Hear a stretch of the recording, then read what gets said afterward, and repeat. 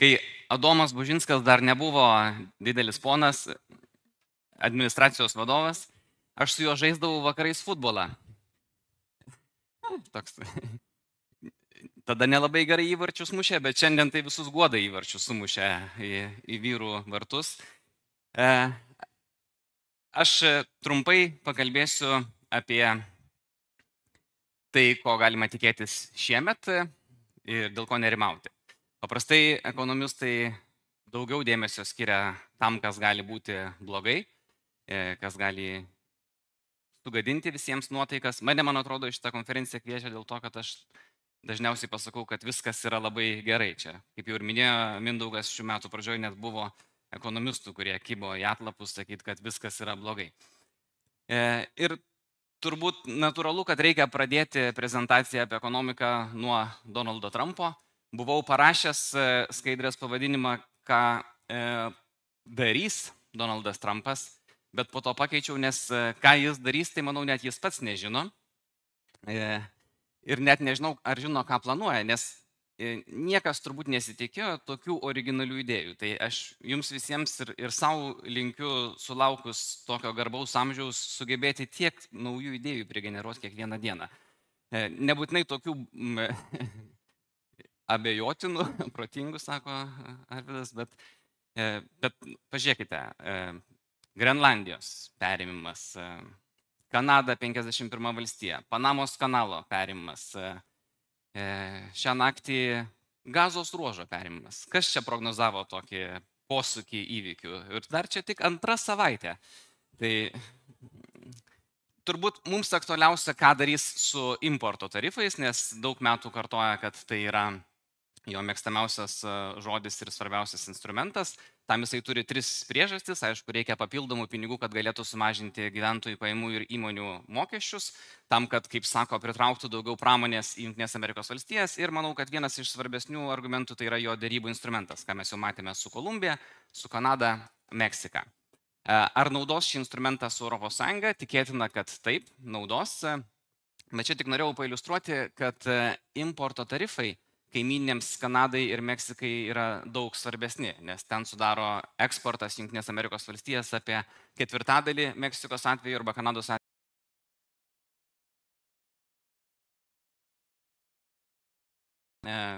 Pavyzdžiui, Vokietijoje yra apie 4%, Lietuvos 2,5% bendro vidaus produkto. Ar jis galėtų apmokestinti viską? Mažai tikėtina. Ir viena iš priežasčių, dėl ko jau iki šiol paskelbė importo tarifus, kol kas jos atidėjo Kanadai ir Meksikai, buvo galimybė pasinaudoti specialiosiomis prezidento galiomis, apeliuojant į pavojų nacionaliniam ir ekonominiam saugumui. Dėl to, kad Jungtinės Amerikos valstijas keliauja nelegalūs migrantai ir fentanilis.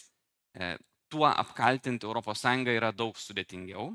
Nėra pasienio, nėra imigrantų, nėra narkotikų srauto, bet turbūt suras argumentą. Surado tų argumentų 2017 metais, kai apmokestino importo tarifais plieną ir, atsimenat ką dar? Skalbimo mašinas. Sunku pritempti prie nacionalinio saugumo, bet pritempė ir vis dar galioja tie didesni importo tarifai. Tai tikėtina, kad irgi išskirs kai kurias prekes, jau užsimena apie automobilius, vaistus, kai kurias biochemijos prekes. Bet tai tikrai nebūtų didelė tragedija Europai, juolab, kad ir nemanau, kad yra tikslas labai smarkiai apmokestinti Europą. Tikslas yra parduoti daugiau suskystintų gamtinių dujų Europai, galbūt daugiau ginkluotės, daugiau žemės ūkio produkcijos. Tai visa tai dėrybų procese turbūt yra pasiekiama ir čia netgi teoriškai galėtų būti win-win scenarius. Europoje nieko naujo, tai kas vyko praėjusiais metais, pramonės nuosmukis be kažkokių didelių labai pokyčių. Daugelį eurozonos valstybių išskyrus Vokietiją pramonės stabilizacijos ženklų yra. Vokietija vis dar kenčia nuo per brangios energijos, kaip ir daugelis kitų Europos valstybių, bei ir nuo paaštrėjusios konkurencijos iš Kinijos. Kinija buvo ilgą laiką pagrindinė Vokietijos importo rinka, dabar viena iš pagrindinių konkurenčių tiek automobilių pramoniai, medicinės įrangos, daugelį kitų sričių. Maždaug čia blogos naujienos ir baigėsi, liko 15 minučių geresniem naujienom aukso amžiui. Eurozonoje taip pat yra teigiamų tendencijų, nepaisant pramonės problemų, tai nepavirto į ekonomikos nuosmukį platesnės apimties. Užimtumas Eurozonoje yra rekordinėse aukštumose, netgi 1/6 įmonių sako, kad trūksta darbuotojų. Ir jau matėme, praėjusiu metu pabaigoje pradėjo atsigauti vartojimas, kas irgi turės teigiamos įtakos ir Lietuvos eksportuotojams. Didelė dalis eksporto Lietuvos keliauja būtent į ES ir pasiekia galutinius vartotojus. Realus darbo užmokestis Vokietijoje didėja, ne tik Vokietijoje, viso eurozonoje didėja, sumažėjusi infliacija, vis dar sparčiai auga atlyginimai, dėl to tikėtinas ir tolimesnis šios visos mūsų eksporto rinkos atsigavimas šiemet. Jums turbūt daug įdomiau ne kiek vartoja vokiečiai ir italai lietuviškos mocarelos, bet kaip keisis palūkanų normos. Ir beje, tai, ką mes kalbėjome ir prognozavome praėjusiu metu pradžioje, tos prognozijos beveik taip ir išsipildė. Daugiau negu procentinių punktų jau sumažėjo bazinės palūkanų normos. Dabar šiek tiek skiriasi mūsų prognozijas ir tai, ko tikisi rinkos. Rinkų prognozija, kad Europos centrinis bankas sumažins palūkanų normas dar porą kartų ir maždaug palūkanų normos 3 kartus ir sustos palūkanų normos ties 2 procentais. Mes prognozuojame, kad jos turi erdvės mažėti bent iki 1,5%. Eurozonoje infliacija bus mažesnė negu prognozuoja Europos centrinis bankas ir turint omeny vis dar silpną pramonę, poreikį daugiau investuoti į gynybą, energetikos infrastruktūrą, turbūt Europos centrinis bankas turės daug motyvacijos mažinti palūkanų normas žemiau 2 procentų kartelės. Tai aišku, tai jau turėjo teigiamų pasiekmių toms valstybėms, kuriuose dominuoja kintamos palūkanų normos. Vokiečiai, prancūzai dar to nepajautė, bet taip kaip mes pirmieji pajautėm kylančias palūkanų normas, taip jau pirmieji jaučiame ir mažėjančias palūkanų normas. Ir pernai Lietuvoje paskolų portfelio augimas ir įmonių ir gyventojų buvo sparčiausias tarp eurozonos valstybių. Sparčiausias regione, sparčiausias tarp eurozonos valstybių. Tai tas išlikęs teigiamas sentimentas ir rizikos apetitas finansų sektorėje, intensyvėjanti konkurencija davė ir teigiamo efekto, sukūrė teigiamą kredito impulsą. Ir čia vėlgi įdomu tai, kad ne tik, kad gyvenimas gerėja, su kuo turbūt daug kas per daug nesiginčytų, bet svarbu tai, kad gyvenimas gerėja ne visur. Nes štai mes irgi jau praėjusiais metais kalbėjome, kad Estijoje tęsiasi ekonomikos nuosmukis, tai tiesiog pažiūrint truputėlį ilgesnę perspektyvą, nereikėtų galvoti, kad ekonomikos augimas yra natūralus ir visiems garantuotas iš dangaus ateinantis procesas. Tai Estijos ekonomika šiuo metu yra ten, kur buvo 2019 metais. Vidutinio esto realus darbo užmokestis, atsižvelgus į pasikeitusius mokesčius ir pasikeitusias kainas, yra 2018 metų lygyje. Tai yra tikrai ne mažesnio gylio krizė, šiek tiek mažesnio, bet panašiai į tą, kurią jie jautė 2008-2009 metais. Ir palyginimui per tą patį laikotarpį Lietuvos BVP yra išaugęs 14 procentų, palyginimui su Švedijos maždaug 6 procentais. Tai čia daug tų buvo sėkmės priežasčių Lietuvoje ir panašu, kad jos tęsiasi žiūrint ir į 2025 metus. Mes matome ir tolimesnį Lietuvos ekonomikos augimo spartėjimą. Estijoje turbūt atsigaus ekonomika, bet vėlgi šiemet vidutinis realus darbo užmokestis po mokesčių Estijoje nedidės. Nes vidutinis darbo užmokestis didės 6 procentais, liktais ir neblogai, bet infliacija 4 procentai ir 2 procentiniais punktais didėja gyventojų pajamų mokestis. Tai prie tokių aplinkybių vėlgi lieka gyventojų pajamos 2018 metų lygyje. Viena iš Lietuvos sėkmės ir pastarojo augimo priežasčių pagrindinių buvo pramonės augimas spartus.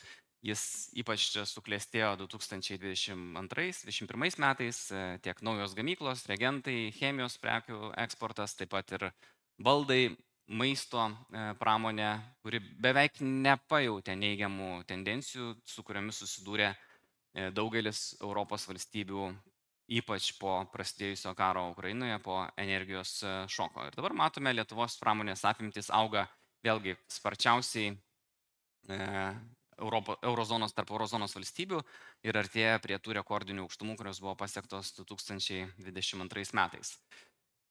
Estija, kaip matote, ten pramonės apimtis yra nukritusios į 2018-2017 metų lygį. Vokietijoje dar blogiau.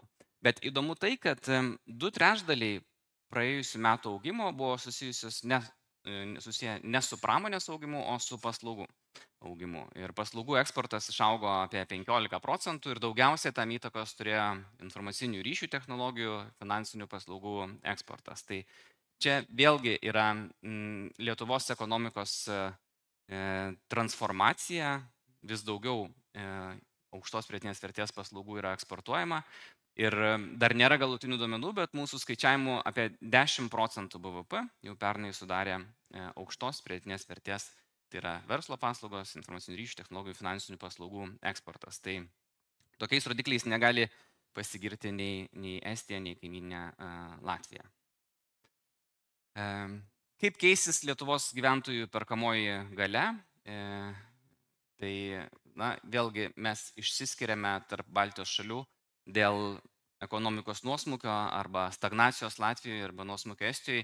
Matome, lėtėja ir atlyginimų augimas, to beveik nėra Lietuvoje. Pernai daugiau negu 10% augo vidutinis darbo užmokestis. Tiesa, labai išsiskyrė tendencijos privačiame ir viešajame sektoriuje.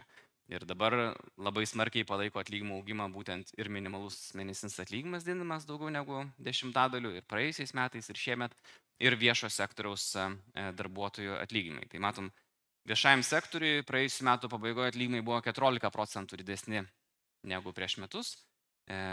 Privačiam sektoriui augimas sulėtėjo iki 9%. Bet labai tikėtina, kad panašus augimo tempai išliks ir šiemet. Tai čia kai kam aišku gerai, kai kam blogai, bet potencialių būtų pirkėjų bus daugiau bent jau. Bet ir pastatyti būtus kainuos daug brangiau. Tai nežinau, ar čia blogai ar gerai. Vėlgi, tos bendros teigiamos tendencijos tiek pramoniai, tiek paslaugų sektoriuje atsispindi ir mažmeniniai prekyboje. Ir tas atsigavimas mažmeninės prekybos prasidėjo daug anksčiau negu kitose eurozonos valstybėse. Metų pabaigoje įsibėgėjo augimas, matome, siekia apie 7,5% metinis augimas. Ir prie to labai daug prisidėjo ir žema infliacija, ir aukštas darbo užmokesčio augimas. Praėjusiais metais vidutinė metinė infliacija buvo žemiau 1%. Čia šiemet, aišku, šiek tiek bus mažiau palankios tendencijos. Jau matėme sausio mėnesį infliacijos šuolis virš 3%. Tikėtina, kad per artimiausius mėnesius infliacija priartės prie 4%. Ir tam turi įtakos ne tik padidėję akcizai, kurie tam tikrų prekių kainas pakelia, bet ir mano minėtas atlyginimų augimas. Šiaip naivu tikėtis, kad 12,5% didėjantis minimalus atlyginimas nepakels niekur kainų. Tai čia buvo išskirtiniai tik tai praėję metai, kai su tokiais atlyginimų augimais buvo erdvės amortizuoti kainų kilimą. Bet ir tai matome, kad paslaugų kainų augimas netaip ir sulėtėjo, jisai siekia apie 6% pernai. Dar vienas veiksnys, kuris palaiko Lietuvos ekonomikos augimą ir palaikys šiemet, yra grynoji migracija. Pernai siekia apie 30 000, šiemet prognozuojama apie 25 000. Ir aišku, teigiama yra ir tai, kad 5 metus iš eilės mes turime ir teigiamą lietuvių imigraciją. Tai yra ne tik pastarųjų 3 metų didesnė imigracija iš Ukrainos, Baltarusijos ir Centrinės Azijos valstybių, bet vis didesnė dalis grinosios imigracijos yra grįžtantis lietuviai. Pernai pasiekė rekordinį lygį 9,5 tūkstančio. Beje, gal kas nors skaičiuojat, kiek kartų pakartosiu šiandien žodį rekordinis. Manau, kad dar kelis kartus teks, bet iš tiesų tų rekordų buvo daug. Matome, atslūgsta tas srautas ir ypač atslūgsta užsieniečių srautas. Dalis ukrainiečių grįžta į Ukrainą, dalis išvažiuoja į kitas ES valstybės. Bet kol kas natūrali gyventojų kaita Lietuvoje yra apie 15 000, tiek yra sumažėjimas per metus, dėl to, kad gimstamumas yra mažesnis negu mirtingumas, bet pastarosius 5 metus pilnai kompensuoja išorinę migraciją. Ir prognozuojam, kad bent iki šio dešimtmečio pabaigos vis dar grynoji migracija kompensuos neigiamus natūralius praradimus dėl nepakankamo gimstamumo. Ir dėl to didesnės imigracijos bei didesnio gyventojų aktyvumo darbo rinkoje, ypač vyresnio amžiaus gyventojų aktyvumo darbo rinkoje, matėme pernai praėjusiu metu pabaigoje dar vieną rekordą. Tai yra gyventojų užimtumas pakilo į aukščiausią lygį nuo šio amžiaus pradžios. Tas šiaip irgi yra unikalu, turint omeny, kad gyventojų skaičius sumažėjo, bet užimtų gyventojų skaičius yra rekordinėse aukštumose ir tikėtina, kad panašiame lygyje jis ir laikysis artimiausiais metais. Mažesnės palūkanų normos didėjanti reali gyventojų perkamoji galia jau padidino ir atgaivino būsto rinką, matome rezervacijų skaičius artėja prie ilgalaikio istorinio vidurkio. Ir kas mane šiek tiek nustebino, vėl įsibėgėjo ir būsto kainų augimas. Čia yra Lietuvos neregistrų centro duomenys, o Lietuvos banko pasikartojančių sandorių indeksas, kuomet lyginami obuoliai su obuoliais, panašios energetinės klasės ir panašioje vietoje esantis būstai.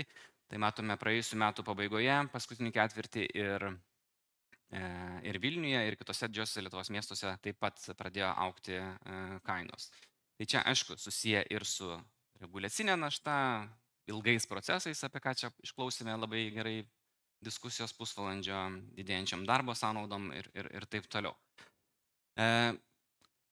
Labiau gal neigiamos naujienos yra tai, kad mes per pastarosius kelerius metus matėme labai didelį neigiamą šoką būsto įperkamumui. Mes skaičiuojame tokį indeksą, kiek kvadratinių metrų įperka vidutinė šeima atitinkamame mieste, gaunanti vidutinės pajamas tame mieste ir pirkdami vidutinės kainos būstą. Tai jeigu 2021 metais Vilniuje įpirko apie 80 kvadratinių metrų, dabar yra sumažėję iki 55 kvadratinių metrų. Šiek tiek didėja dėl mažėjančių palūkanų normų, dėl didėjančių atlyginimų, bet jeigu vėl būsto kainų augimas įsibėgės iki 5–10% per metus, tai tas įperkamumas išliks arti istorinių žemumų.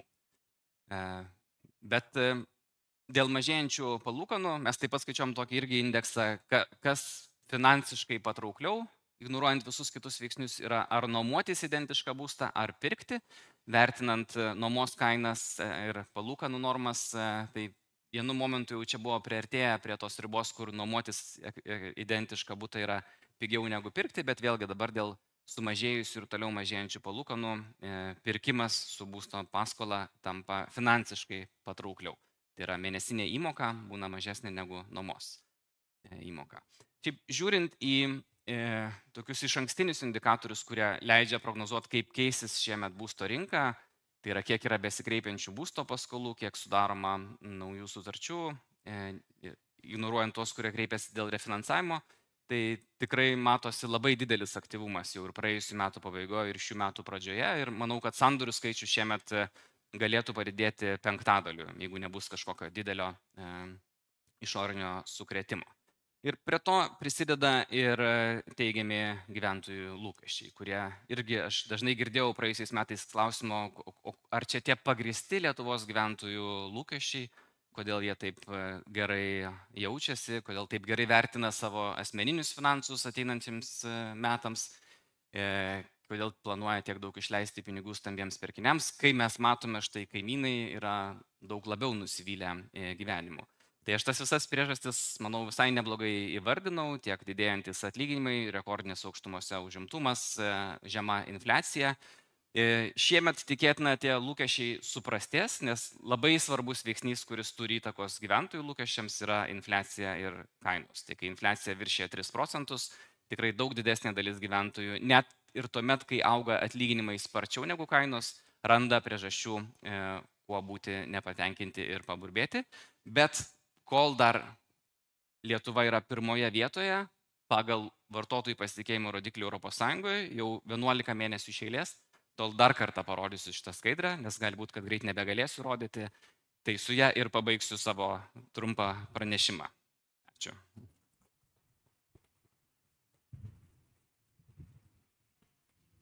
Labai trumpas klausimas jums, nes jo sulaukėm, beje, jūs daug apie rekordus kalbėjot, pernai, man atrodo, su mano kolega kalbėjot Jonu Deveikiu, kad jis matė 40 kvadratų